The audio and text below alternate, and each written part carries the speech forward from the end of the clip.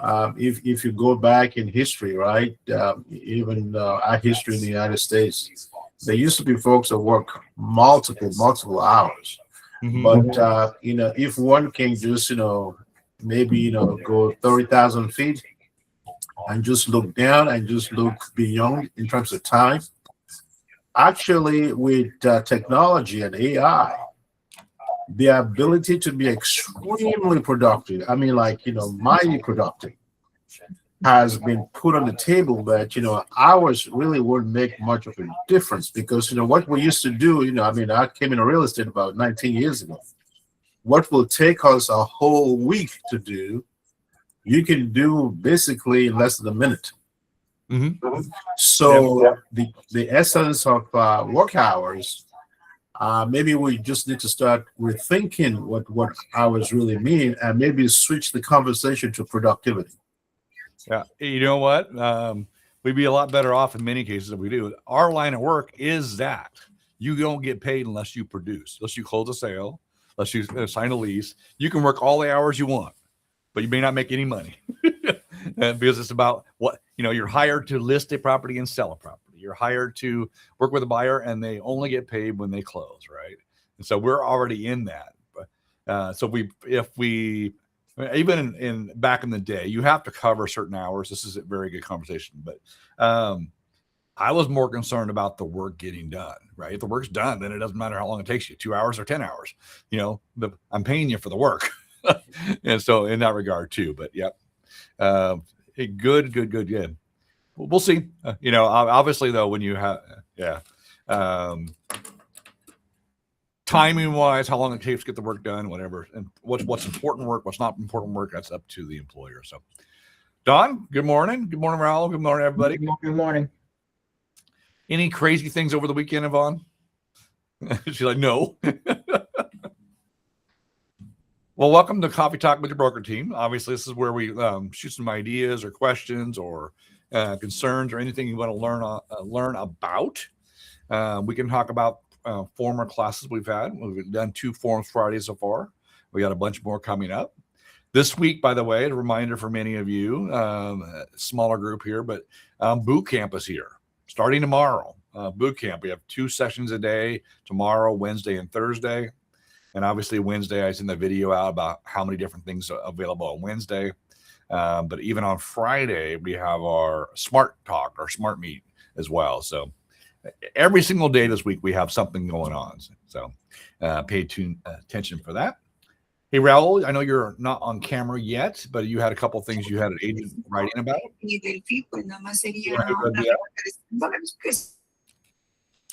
Maybe. Sounds like he's engaged in somebody else. Yeah. Apparently, he's got a couple questions he'll throw in later on. So, Colin, you got something for us this morning?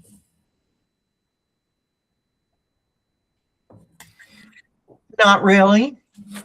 I'm engaged in some negotiations right now on a property. Nice. On the listing side or on selling side? It's on the selling side. It's a 1.3 million property. Nice. That's a heavy duty negotiation. Fingers crossed it goes through. Amen. All right. Now, are you negotiating price, term, total? Okay. Yeah, we've settled on everything else. It's just the price we're negotiating on. All right. And are you far apart or are you close? We're pretty close right now. My guy was at 1.330. They came back at 1.350. That's pretty close. So I'm waiting to hear back from my guy. So. Okay. Yeah, that will come together. Make it 1.34. Call it good.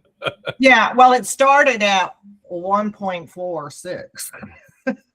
So, but they've had it on the market a while, and we'll see. It's seeing that in every price point that sellers are having to become more negotiable. I think we're starting to be in it for sure. Yeah. But my guy's a cash buyer. He can close. They have another house they're trying to move to in March, and he's flexible on closing. And so he's bringing to the table some other things that are good for the seller. So that's awesome. Nice. Mm-hmm. I'm seeing more of that as well, where cash buyers, they've been in the market, but they've been kind of on hold. Now they're looking for a deal. Some of the sellers aren't ready for it to be giving them a deal yet. But Right. I see more of that where the two will meet eventually. Correct. So that's good. All right. I have faith. They will connect. We've got working on a short sale with one of our agents up in the Woodlands. It would be great if we can get that across the finish line for that same reason, right? Good. How many months you been working on that now, Marty? Way too long. Now, for the sake of argument, I think we've had 4 approvals. So it's not a matter of the bank not approving the short sale. It's the matter of the buyers not waiting. Buyer. Yeah. Either they don't want to wait to for the approval, or they find something else in the meantime that they want to buy and move in. So there is those. But we aren't seeing a mass onslaught of foreclosures. We're seeing more bankruptcies pop up, but no foreclosures, which is interesting. So I think we're going to be good. Okay. Raul, you had a couple? Morning. How's everybody doing? Yes, back to the, when it comes, I don't know, considering either a seller's market or a buyer's market, but this all comes to proper negotiation where the seller has to probably go the extra mile in a way, or maybe a tip of the extra mile. We had a situation this weekend where they're negotiating, of course, it's a $295,000 deal. Sellers contributing to closing costs. They offered about $5,000 less, and it's already probably about $20,000 less from the actual market value.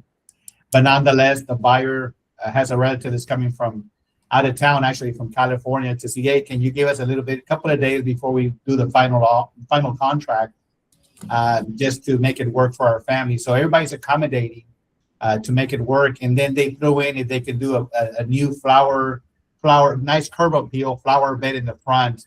So they're asking for little things extra that might make the deal happen. So we told our agent, tell your seller, maybe $200, $250 on the nice curb appeal would make the deal happen, and just abiding by that client coming in, family member from California. So it's all about making it happen, and just, in a way, getting that contract signed, right? Another support question we had is on a different kind of a transaction, is where you submit the offer and you get that form back where it says seller's invitation to buyer to submit a new offer. And what does that mean? That kind of form, we kind of rarely see it, but it's pops up on your email where it says, wait a minute, is this like a counter offer, or is it just an invite to submit a higher offer? And so it's just on paper, right? So and then on that, it's probably several kind of updates to do on the contract, like maybe add this number here, add that number there, remove this form. So in a way, it looks like it's a counter offer, but it's not. So let's be careful on that. We did have that question from one of our agents, where just to clarify, what does that form mean at all? And it's good. They're working with you, but it's not officially a counter offer. It does say that they can accept any other offer, if I'm not mistaken. What do you think of that one, Don? I love that form. I used it on every single transaction. If we were negotiating, I used it on every single transaction, because a lot of times what it would do is it would make the buyer side, the selling side, think, ooh, it must be multiple offers, because it's not a counter offer, but it is a way to be able to respond to more than one offer at once. And so a lot of times it would make them think, oh my gosh, must be multiple offers. We better give them what they want in order to get this deal. So yeah, I use it all the time. I love that form. It's also a good form to use for sellers that get offended with the low offer. Calling comes in way below asking price, right? They're like, well, okay, what would you consider? Let's give them the details of what we might consider as an offer in this form. And it's up to the buyer or not, whether they want to do it or not, but at least gives them some instructions. It gets them off the fence of being offended and saying, all right, fine. This is what I would consider. And you might see that they might be willing to come down a little bit. And it's not a counteroffer. They're not obligated to it, but it's at least an idea to get them to communicate. And also it gives it more, you're right, it gives it more like a seriousness of the actual response, more serious response, instead of making it personal between agents. Hey, this is a low ball offer, try to pump it up a little bit. This is more serious and more on paper, where it says, we like to probably work with you if you just bring it up higher offer. And abide by what we're asking. Yeah.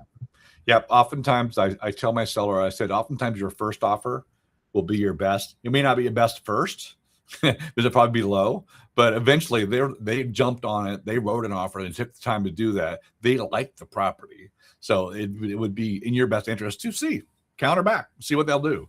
I've seen way too many times where they come in way below and then you come back and say, no, but we consider this. They come right back at the full price or near it, because they really want the property. They want to see if the seller would give. When the seller doesn't give, and without being offended and walk away, they'll actually do it. So they were fishing. Yeah. They oftentimes it will. There's nothing wrong with asking, right? But all too often when sometimes you ask, you're trying to be a little too aggressive, sellers take it personally. And I get it. It's their house. My house worth more. They wrote an offer. An offer is an offer. Now let's talk about see where we can get it. Because the seller has the control. The seller, you don't have to say yes. You can say no all day long. But don't you want to find out where they'll get to? Maybe they'll come up. Let's find out. Right? Dad? Yeah, Marty, and going to what Raul is saying, it just dawned on me. This is something that in 2026, I've been on the face of the earth for quite some time, but sometimes I keep reminding myself. It dawns on me in terms of what Raul is saying. This is just really a true story that it just hit me that as human beings sometimes we personalize things. And when we get into the personality, what normally happens is the anxiety sets in. And it reminds me, as I'm sitting here, of a very philosophical statement. I'm not going to tell you what book it came from, that I read a lot of time. It says, be still. So it's dawning on me. I'm hearing Raul and say, oh, you know what? This is something that we all know, that I know. When you still, you have the ability to kind of think your way out of the box and say, okay, you know what? This is a solution. I'm not going to personalize it. It's not between me and the other side. Let me be still, because in being still, I quiet my mind. And then all of a sudden, guess what? The box that I thought I was in, the door that I'm kicking, it's not going to open. If I'm just still, maybe there's a window that I'm not noticing. And that window, doggone it, is behind my head. So it occurred to me while Raul is talking that, you know what? Be still is essentially a very important thing, because you take yourself away from that personality and conflict, and that ties up anxiety, and it blocks your ability to be able to see through that box. But when you still, you take yourself away from that equation personally, you take your ego out of that equation, and then doggone it, you mean I've been standing here kicking this damn door for the past few hours, and I have a window right behind me. Yeah, be still and no, for sure. A couple that reminds me before I get to Colleen, Wednesday, our free clock hour class on Wednesday, virtually only, is on negotiation styles.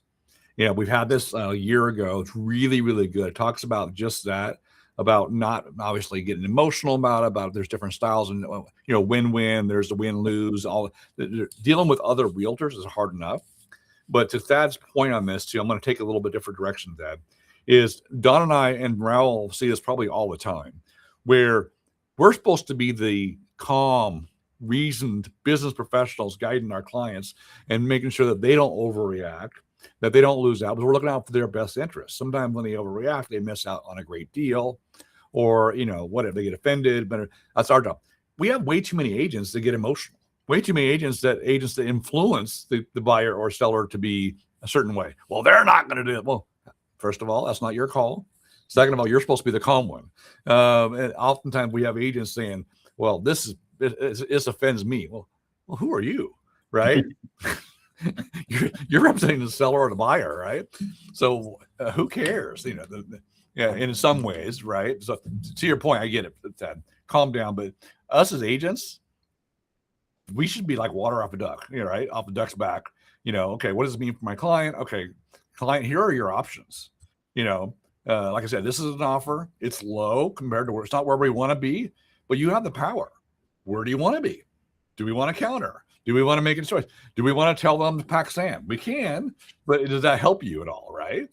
Sometimes it's not. And like I said, way too much experience in my life of where a lowball offer turned into the best offer where they came back up. Sometimes it doesn't, or they come back around later and pay full price for it. It's amazing. So, Colleen, you're up. Oh, unmute yourself. I just wanted to make a comment also. Emmanuel's right. A lot of times we just have to pull ourselves back, take the emotion out. That's what I like about that form. Yeah. It takes the emotion out of it. You're not shutting down the negotiations. You're saying, okay, I'm still open, but, in a nice way, you're saying be a little bit more realistic with your offer. Yeah. And you're not reacting, and being insulted by it. I mean, and I've been on both sides. I've been on the listing side where I'm dealing with lowball offers, and I've been on the buyer side where they want a lowball and I've seen the reactions from the listing agents, on these. And so, yeah, you're right. Keep the emotion out of it. It's a business transaction. Everybody's trying to get the best deal for themselves. It's not personal. Yeah. It can obviously go from a home to a house. They're selling a house, not a home. It could be that way. We've had a lot of times we get calls between agents, Stella and Colleen, right? And the agents are emotional at each other, and they're like, wow, wait, buyer wants to buy, seller wants to sell. What are the issues here? Back it up a bit. What are we trying to do? And sometimes it could be over something simple, a $500 thing or closing. All right, there are solutions, and I tell you, over the last 20 plus years, 27 in business, as a broker, the number of times I get upset clients and agents over a home not being clean is insane. I'm like, okay, first of all, set the expectation up front. It's not going to be as clean as you want it, period. Right. And communicate early of how the seller is going to leave the home, whether you're on the list side or buy side, and then be prepared. If you think your client's going to be one of the people, get a cleaner, build that into your deal so it's solved. Right. Those are things that you would be shocked. It is so often, and then you've done your best the entire transaction, and now you have a buyer that's not happy with the service because the house wasn't as clean as it's supposed to be. Expect it, right? And plan for it. There's those type of things, but that's not emotional. It's like, all right, know ahead of time, how to mitigate these common problems, right? And then communicate them. So, yeah. Yvonne. Yes, I have basically a situation right now that I'm dealing with a low offer, and my client was really mad and upset. And I told him, okay, don't worry, just think about it. We don't have any offers on that property. So I told him, we don't have to respond right now. Just think about it. We can either decline, right? Or, we can just send a counter offer, kind of like a counter offer using that form that I most of the time use that one. So, but he was really, really mad, and I was thinking, okay, so how can I do it? And I told him, okay, just think about it. We don't have to answer right now. Take your time, and we can talk tomorrow. You have time to think about it for sure. That's for sure. The biggest thing there is just let them know that even though we're thinking about it, I got to let the other agent know within a couple of days that we're going to accept, counter, or whatever, or to advise them. And just say, oftentimes you do a net proceeds. A great way of looking at, yep, this offer doesn't meet it. What would meet it? Another one of those things that I've seen probably 1,000 times. I've closed about 700 transactions, so it hasn't been 1,000. So I'm exaggerating a bit, but about that many times, honestly, is where they're like, well, I don't want to give the house away. And so the next question is, well, what would be giving the house away? Do you have a number? And they give you a number. Like, so anything above that, it would be good. They're like, well, yeah. I'm like, okay. Then we have something to work with then. And oftentimes they don't know until they put a number to it. And that's very empowering when they realize, okay, you're not giving it away. Here's what the market's going. Here's what your offer is. If we can get to this number, are you happy? Yes. Okay. It helps you negotiate, but also helps you know exactly where they're at. But oftentimes they're like, well, that's just too low. Well, okay. This is the offer we got. What works for you guys? What's your net proceeds? And it comes down to it. And sometimes you have negotiations. So there's always a way, as you're the reasoned professional. Yvonne, you did the right thing, but it's just, okay, now follow up. All right. We haven't had an offer. We have one. We have an interested buyer. Right now, they don't maybe not see the value, or they're trying to see what you'll do. And so what will you do? You know, are you willing to give anything to make sure we're not on the market for 6 more months, right? And then you find, okay, let's communicate that back to the buyer and see what they'll do. You'd be surprised. The buyer like, okay, I got what I got. I got $500. I got $1,000, whatever it may be. You know, I've had many where I've responded back, sorry, we're doing full price, but we'll negotiate on closing date, or we'll negotiate on, you know, leaving some things behind. And sometimes that's the difference. Raul. Oh, you're muted, sir. It's great that we're going to have that class on Wednesday for a negotiation class. This helps a lot too when it comes to, of course, I think we're going to cover different kind of areas where negotiation, maybe strategies, tactics there, how to be more into the, like Emmanuel was saying, be still, calm, and then gives you time to respond appropriately. And then using, maybe throwing in this form, the seller's invitation to buyers submit new offer, which is TXR, I think it's 1926. It always helps in the best way where it doesn't become that personal. And we had a situation, I think about 5 days ago, where an agent, they're already about to sign the documents on both sides. Then in the middle of the night, maybe 10 o'clock, our buyer, or who's our agent, receives that text where it says, wait a minute, I thought we agreed on half and half on the title policy. It was a text at 10 o'clock, and it was, wait a minute, you're about to sleep, and then you get this text, and then it takes your sleep away because that wasn't negotiated. So I said, well, you can probably use it where, let me speak with the buyer, even though you know it's going to be a no, going half and half on that owner's title policy, but for not to create that probably lengthy evening or late night texting, then take care of it in the morning. So all these strategies help where it's just, you become more professional, and then you're back and forth, of course, with your buyer, but you use that kind of tactics there to respond. And there's always room there to think it over where you can respond, well, we would like to, or like we say, three yeses before the no. And this kind of this other invitation tells you in a way we're not agreeing with your offer, but here's what we're asking for. Like for Yvonne, if she wants to use this kind of way to do it, when you represent the seller, of course. But back to the buyer side, you can always come up with these thinking it over. Well, we would like to help with this owner title policy, but remember, we have to buy some appliances. The buyer needs to buy some appliances. That's where pretty much their savings are going to go, even though it's a cash offer. So just making it look and making it more agreeable on the other side and explaining away, because sometimes they don't have a wide ample or gamma there of what's going on in the back end. All they'll do is they're doing fiduciary duties to help their client, and just to make it make it strong. Hey, we need this, but we actually just think about it and make it work for both sides.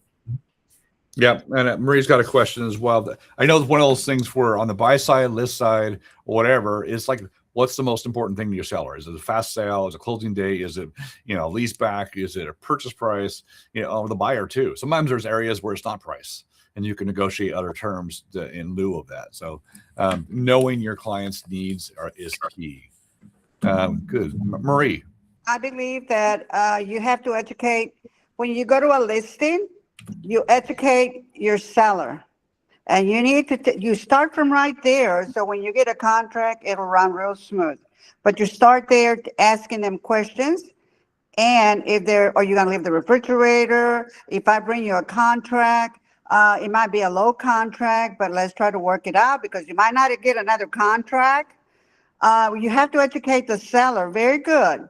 And then when you get a buyer, whether you take the buyer or assign it to someone else, then you have to work. If you get a buyer, you have to work that sale.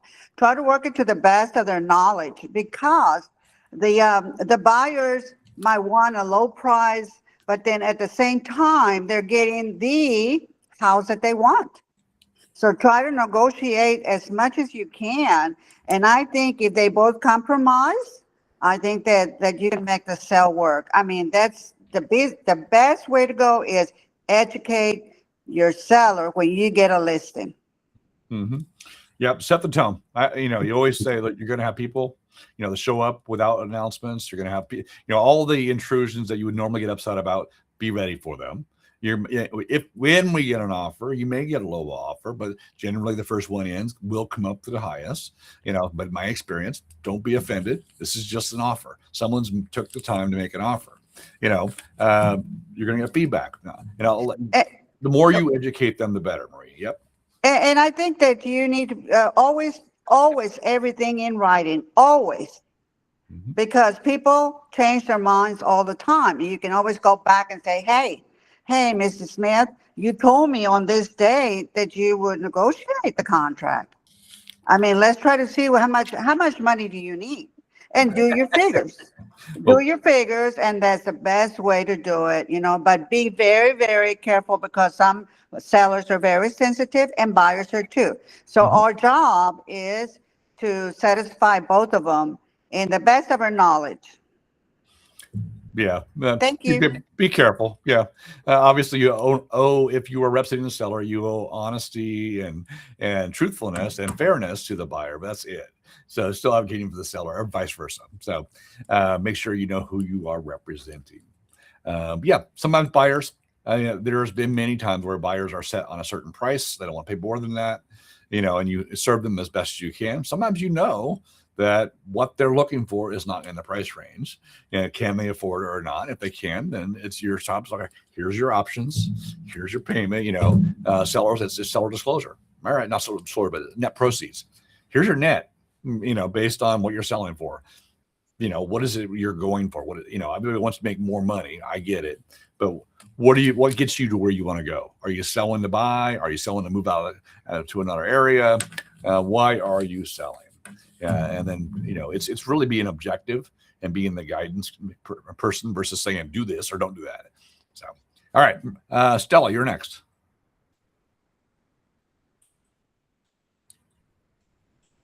Stella. We'll do the whole, what's that? Stella! Sorry. Streetcar Name Desire. Right. Name Desire. Exactly right. Yep. What I win? Okay, right. Now I found the button. Good. Okay, I agree with everything you have said, but also we had to educate our buyers. I had an experience a few years ago that the buyer want to do a very low offer, and I say, okay, we can do it. We can have whatever you want, but this is going to happen. Well, he say, okay, let's do the offer a little higher. We did it, the offer. But the most important, I learned that step is talking to the realtor, the listing realtor, and the kind manners that he doesn't feel bad. I don't feel bad, and I talk to him. He said, I'm going to make an offer. It's not what you expect, but please have patience with me. And it was the time when I was starting my real estate. And he said, Stella, any offers are more than welcome anytime. We can negotiate. And just what happened, that low offer was great for the client because it was only, we add $5,000 only. So it was very, very good. But I was talking very constantly with the listing realtor. The problem that I had seen, for example, I had experience yesterday. I went to see a house and it wasn't any key. It wasn't in nothing in the no kids. And I called the realtor, no answer. So I just suggest to everyone that when somebody call, please answer, because this is the problem that I have last week, not only one time. I have 3 times and I show my client 3 properties, but it's not communication. I emailed before, I text is nothing. So when we talk about loan offer, to me, the law of offer is a problem, but the most important is the communication that we have to have with another realtor. Maybe it's before you show the house, and I have that experience. I call the realtor and I say, I'm glad I am going to show you house. Do you have anything to advise me for the property? When I made a connection with the listing realtor, I am successful because I start in good step. So I just, sorry, that's all I have for me today. No, that's good. Yeah, a couple of things there. One, there is for many agents in the market that list a lot of rental properties, their voicemail is always full and they won't return your phone calls. We get that as a problem. It's one of the reasons why they passed the state law about responding within 2 days for anybody interested in that type of stuff. But that is something we as an industry need to be improved, because that is not good. Communicating with the other broker, that was huge. I taught a class last year on this. Your relationship, your reputation, how you communicate with everybody is super important. I have one transaction for my clients because of how I negotiate and how I work with other realtors, relationships you build. Communication is super, super key. Oftentimes you're like, hey, I understand this is where my buyer's at. We'd entertain a response from the seller. You know, it's one of those things. And seller too, like we'll receive it, you know, this looking for offers, whatever it may be, without letting anybody know that they'll take less, but we can't do that. Or that the buyer will pay more. We can't do that either. That's in our agreements. But we can definitely say the buyer likes the house. Buyer's willing to work on this. You know, we'd entertained to see. You know, you were advocating for both sides. So I think it's really good.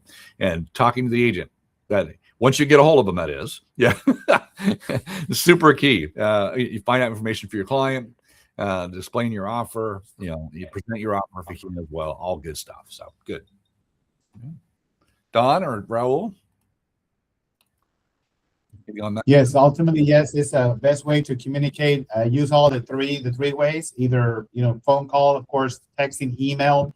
Sometimes we go and say we have to use smoke signals sometimes just to get a hold of these other agents. You know, if things come to rush where you can't get a hold, you want us to intervene, you're welcome also to involve us as the brokers there to help you, maybe intervene there. If it's something like an emergency on the weekend, we had one where there was a dog barking inside a house and they couldn't get in, and the agent didn't just, oh, well, it wasn't on agent remarks or anywhere about or actually on the appointment setup where there was a pet inside the house. So careful with those too before you walk into any house, see if there's any pets. Of course, I use the whistle system where you walking in and you whistle, here, is there any pets or any dogs? And you'll occasionally hear a bark, maybe they're in the garage or they're in the crate, but always be careful to prevent any incidents for yourself and your clients. Yeah, always read your showing instructions for sure too. Yeah, indeed, and be aware. On that, not necessarily related, but if you walk into a house where a door is open and walk into a house where you have a showing appointment and a broken window, report it immediately. Make sure that someone knows about it. One, you want to make sure that you know it wasn't you, but first, it's let the seller know and the agent know right away. Okay. Looks like Marie. Oh, on the class on Wednesday, that negotiation, it deals a lot with negotiation styles, realtor to realtor, seller to buyer, you know, and then, you know, how the you know, how to basically get more with honey than the vinegar, right? The idea that, you know, that we're all in this together. In fact, our code of ethics, you know, requires us to be collaborative, to communicate, to be, you know, that way. We have way too many adversarial sort of encounters that shouldn't be there. So, yep. All right, Marie.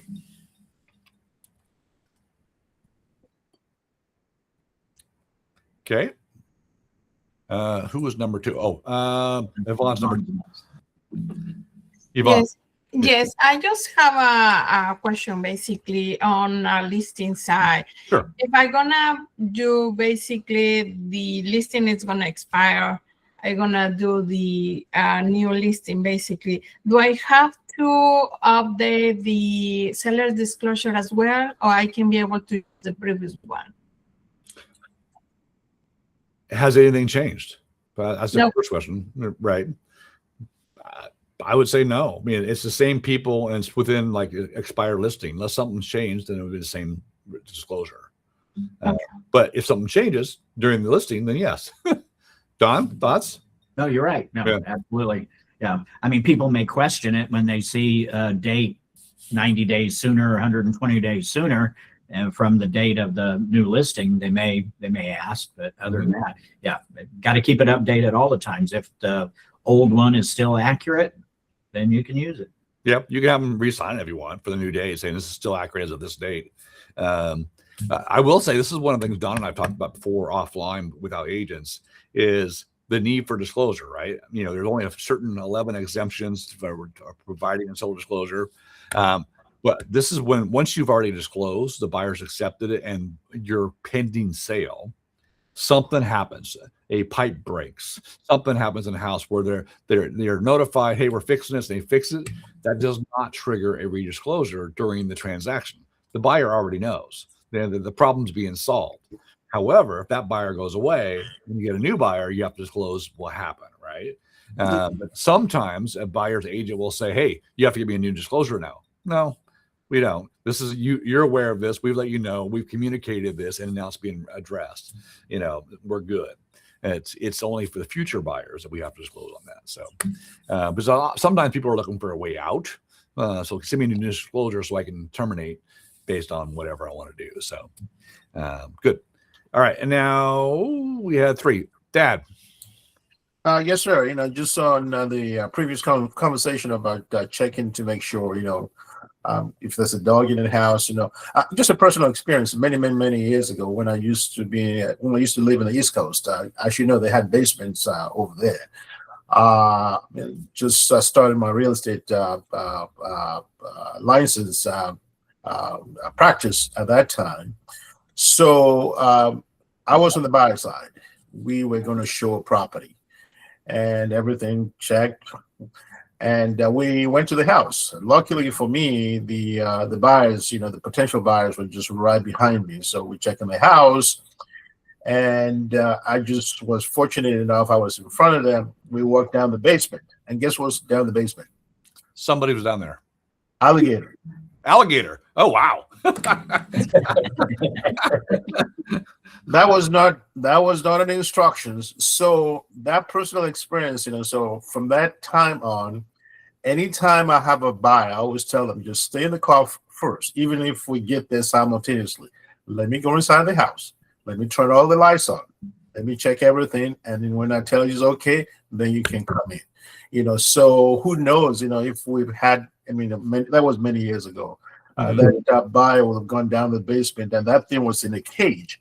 Okay, so I was gonna say, was it a pet or was it alive? Yeah, or wild? It was a pet. You know, it was down the basement. I mean, I ran tail out of there in no time. You know, I told them, let's go look at another house. I won't tell you what's down there. Okay, no, it's really good. Oftentimes, this is good for safety wise. First of all, it's great to go turn lights on. It's great to make sure the place is fine before getting the clients in there. They say that once that's done, though, you still let the clients go in first because, you know, it's that whole safety thing for realtors.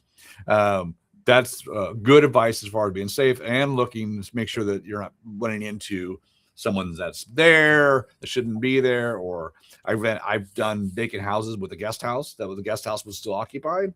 And we went in as agents and clients and went, oh, sorry, you know, where people were in the shower or whatever. That's something you don't want to do. But yeah, that's good.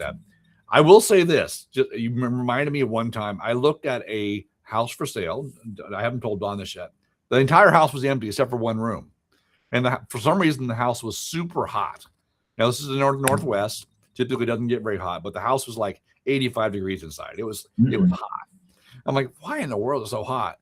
And lo and behold, opened up one of the guest bedrooms, and from floor to ceiling was reptiles in bins. They're all alive, but snakes of all types.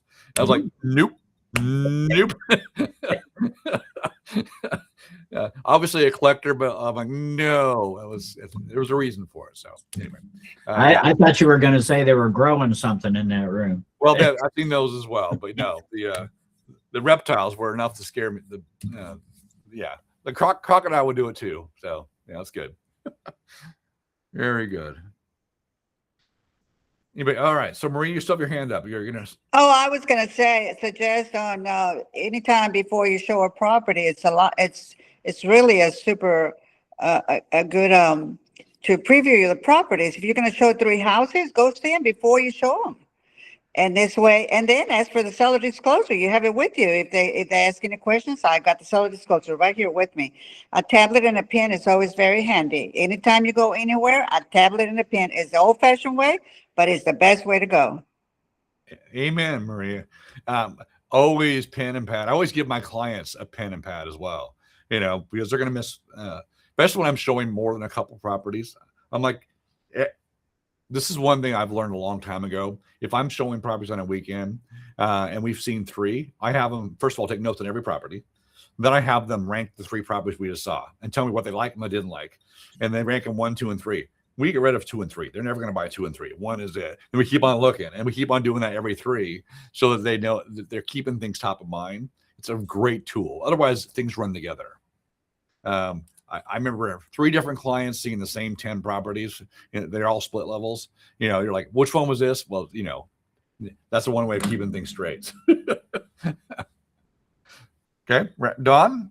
Any wisdom? Yeah, I used to, I would have them, each house that we were going to go look at, I'd pull the MLS tax record and also the archive report. And that would leave room for them to take notes. And everyone, after each one, is like, is this going to be the one? Nope. I would actually have them take it and tear it in half. Just by that, having that action of doing that, it's like it kind of puts it out of their mind. So, yeah. Yeah. Often I do want to hold on to, well, maybe I'll like this. Well, you don't like it. Honestly, if you're never going to buy your number 2 property, your number 2nd choice. So it's that sorting thing, but notes on it too. They may like a kitchen here, they may like a bath there, and they do run together after a while. So yeah, I tell them if we have to come back to it, I've got copies too, so we can always come back to it. But yeah, did that action of actually ripping it in half kind of put it out of their mind. I love it. Colleen? Yeah, I like the idea of you ripping it in half. I just have mine just put a mark all the way down it, and I'm with you. I'm old school, paper and pen. Also, if you've ever used on through Metrics, their cloud listing, they also have a cloud buyer's tour tool. Mm-hmm. And I use that, especially if we're seeing more than, if we're seeing like 5 or 6, which I don't like to do. But when you do, then I do a book for them. Mm-hmm. And then I always pull everything about the history and the tax stuff. And if there's a seller's disclosure, I pull all of that. So they have it right there in hand.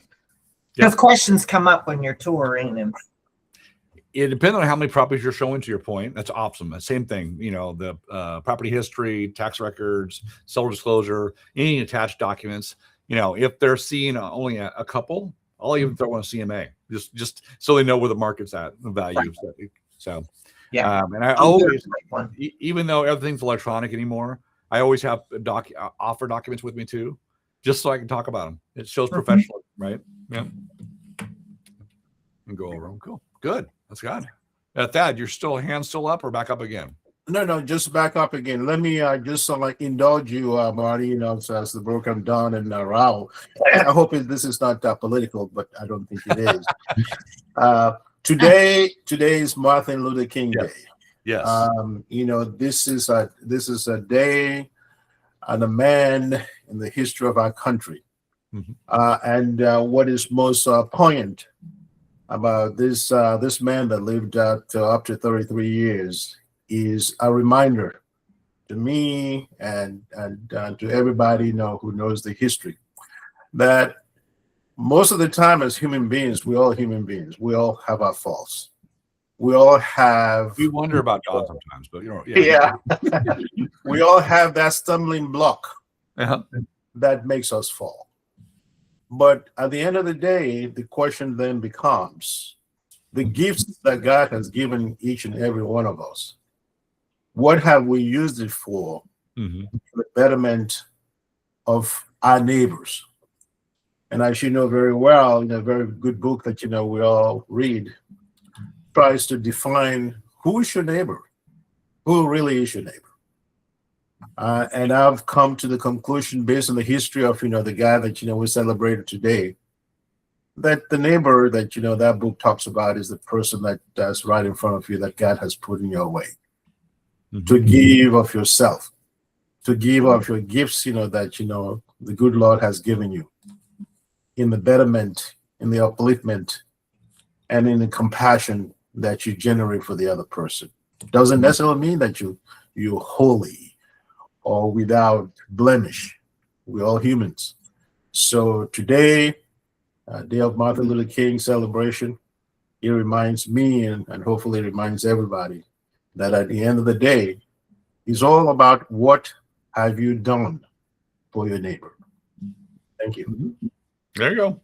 I've had Alveda King, Dr. King's niece, on my radio show probably a dozen times. She is fantastic. And to talk about growing up in the household, with him and the experience they had. So it's very, very cool.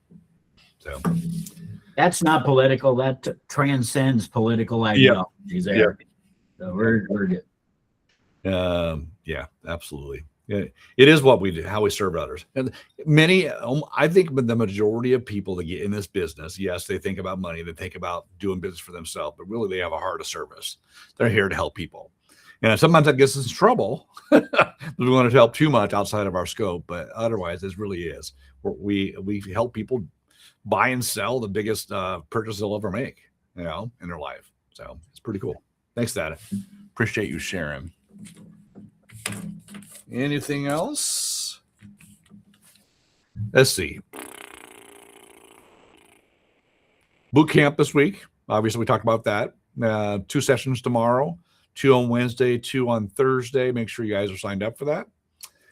Don's got his Congress 101 class in the middle of the 2 boot camps on Wednesday. 1 to 4. Yep. We have our, from 10 to 1, we have our CE class virtually.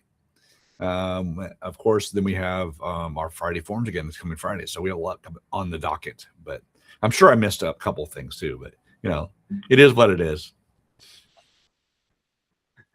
Anything else, Don? Raul? I have one thing to add. We had so many agents who were talking about this. I just kind of sat back and listened to what everybody had to say. I thought it was great. Great discussion today too. It's always great when the agents actually jump in and have things to contribute with each other, share with each other. That's always great. I thought that when it comes to negotiations and getting in low offers and having people upset and things get changed on you at the very end, we can set expectations from the very start. And I think part of that is a discussion with our client, telling them that, hey, in the interest of time, we're going to be negotiating verbally, but please keep in mind that it is absolutely nothing. It's not binding. It means absolutely nothing until it's on that piece of paper. So if something happens that is different from what we negotiate and we end up with something different on paper, don't get upset about it. Don't worry about it. It's just negotiating styles. Everybody has their own negotiating style. A lot of people are going to wait until the last minute and throw something in there just to try to upset the apple cart here and have you cave in and just be done with it because you're tired of negotiating back and forth and you're just going to give them what they want. So expect it. If it doesn't happen, great. If it does happen, then they already know. And same thing with low offers with sellers. I have asked sellers before, okay, so the offer that we've got, okay, so it's low. Let's say the house across the street from you goes on the market for sale today, and our buyer wants to buy that house across the street. Do you think he's going to go and offer them full price? It's their negotiating style. So don't take it personally. And if we can make sure and set that expectation from the very start, it kind of takes the sting out of it. when it actually happens. That's good. That's very good. I think a couple of things here is when you work on the buyer, seller, tenant, landlord, whatever, we understand that we take on a lot of roles. We end up being counselor, marriage counselor, financial advisor, you name it. But they disclose everything to us because that's why we become so close in relationship with them. That's why we're the steady hand, preparing them for these things, as Don said. I used to hand out a booklet that a former broker had. It was 1,001 things that can go wrong in a transaction, right? And it was one thing, and because it's just every transaction, something can go wrong and probably will. And the thing is don't be upset when something goes wrong, because that's why you hired me. We'll navigate through it together at the time, when it comes up. We don't know what will come up, but we know something will come up, and when it does, we'll be ready for it. And oftentimes they go, "Oh, you said something would come up." It does, and here's how we're going to solve it. It's just you put them at rest, knowing that this isn't your first rodeo, that you've seen a lot of this, and some things are brand new. But okay, cool, that's a new one. Well, that's those 1,002 things that can go wrong in a transaction. Make it fun like that, and then we're moving forward, and they tend to enjoy that because they're okay. Expect problems. There's no perfect transaction. There's some really good ones. But working with investors can enjoy as well, because they're going to make an offer, and that may not be their final offer. You may agree to the offer, but they're going to try to lowball you during inspection, whatever. Okay. And I love it when sellers go, "Oh, it's as is." Yes, we know.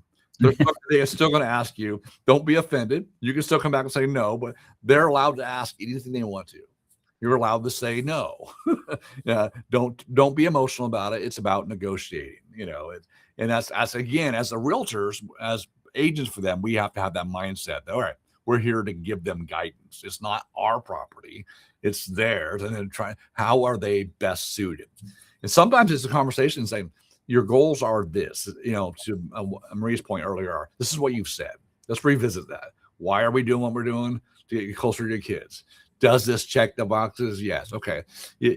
Are we close enough? This is, whatever it may be. Sometimes they go, "Oh, that's right. All right. I'm fighting over something that really is very minor. Let's move forward." It's just sometimes it's just that hard conversation, saying, not telling them what to do, saying, "This is what you said you want to do. This is what we found. And you have a choice to make. Is this really that important to you?" And oftentimes it's not, seller or buyer. Yep. Raul? True. And like the saying goes, it doesn't close until it closes. And we have to always, constantly be set of mind that anything can change, or anything can be needed up to the last minute. And occasionally, like you say, earlier, we do have that. Oh, what about the professional clean of the house, or the shampoo, steam, and of the carpet in the second floor? Did that go, finish well? Or had that been completed? So, oops, I forgot about that. So things like that would always, help you close the deal if you just cover all these angles and appropriately throughout the process. We did have, just changing the topic, we did have some questions pop out through the chat. We responded accordingly, but if there's anything additional, feel free to email or call, and we can guide you best way on any doubts there with your questions. Yes. There's one more to your list there, Raul, in the chat, talking about tenant screening. Obviously, we have rent spree through ATR. A lot of agents use mysmartmove.com, which is through TransUnion or whatever. There's a third one some of our agents use. It's apartments.com. Believe it or not, they actually have a tenant screening service as well that I was not aware of. So pick the one that works best for you and your clients. But they do. We got 5 minutes left. Any words of wisdom there, Don? No, I think we're all wisdomed out. How about if you were a brand new agent today, Don or Raul, and you needed a closing by the end of February, what would you be doing today? I'd be going after expireds and for sale by owners. Perfect. Okay. And how most of the people I see on the call are experienced, but where would you go get it expired at, Don? MLS. There you go. Right out of the MLS. How long should they be expired? So yeah, because of where we are right now, I think I would look for ones that had expired even at the end of the year. A lot of those have already come back on. Just check and see if they're already back active. Disregard them. If they're still expired, those are the ones that I would concentrate on. Perfect. How about you, Raul? What would you be doing? Same. I mean, I will go through the expired listings, making sure that February ends in the 28th and not on the 29th, just to have that kind of cushion extra day or not. So, and then also, I would say listen to whoever you're on, either the buyer or the seller side. We have occasionally, we will have a client that pretty much wants to buy a house, but maybe a townhome, and just back and forth, just listening to what their needs are. And that kind of enables you to find the right property and in a way go with the flow, but putting yourself in the shoes of that client to make it work. And of course, always communicating with the other side, just for a full and easy, smooth transaction and transition there. Yep. And BB asked about how do you find expired phone numbers? Well, they'd be in the MLS as well. Yep. They should be there. I never made a phone call. I went and knocked on a door.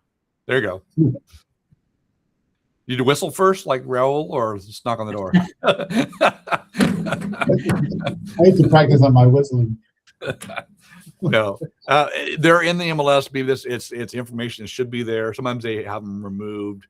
You could look at other property records, but to Don's point, you can mail them as well. You could do a direct mail. You could do a door knocker. You could drop off a flyer.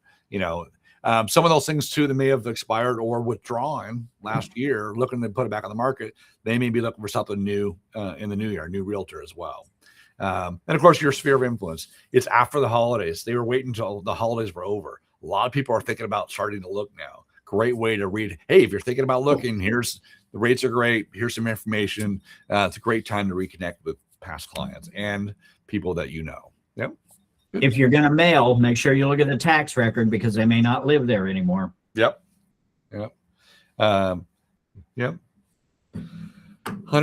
All right. Well, good. You're welcome. Anything else, Colleen? Any wisdom from you? Yvonne? Nope. Okay. Marie's got something. I have something. I used to do buyers seminars, and I used to do buyer seminars, and I used to put it out there to everybody. And I had a loan officer, and I had an insurance guy, and then I had one of each, a title company, and then if they had any questions, they would ask them there. Mm-hmm. But a buyer seminar is really good if you're in the business, and if you're young and active and know a lot of people, just rent a place or whatever and get about 10 people and give them a seminar. I got you one better for you, Maria. That's so good. I've done a lot of these in the past. They're fantastic. You think about this. Better even than that, without renting a place, talk to a new home builder. Say, can I have the model home? Reserve it for a couple hours. I want to do a buyer seminar. Have them help you point buyers there. It's great. I've done new home construction. So you have a free place. It looks great. People will come to look at the model. It helps the builder out. You partner with your lender, your insurance or whatever, and you all do your part. Here's how insurance works. Here's how pre-approval works. Here's how buying a house works. Huge thing. So yeah, exactly right. Do that. And another thing is before you start the seminar, make sure they sign. They have a tablet and have them sign, and who do they work with or where are they at. Get as much information you can from them so you can follow up on them. Exactly right. Yep. Thank you. You're welcome. Thank you. Obviously, open houses too. Same thing. Be consistent. Don and I have talked about this before. HomeSmart teaches this. Great success. Don't just hold an open house and read your book or something while you're doing open house. Be intentional about it. And make sure the neighbors know you're having one. Make sure you invite them. Knock on doors. Make sure you're talking to people when they come in. Get their contact information and follow up with them. It's key. Okay. There we go. Got a lot of shoulds there. All right, guys, I'm going to stop recording, and that's another week of Coffee Talk with the Broker Team. Thank you, guys. Stop that. Great day, everybody.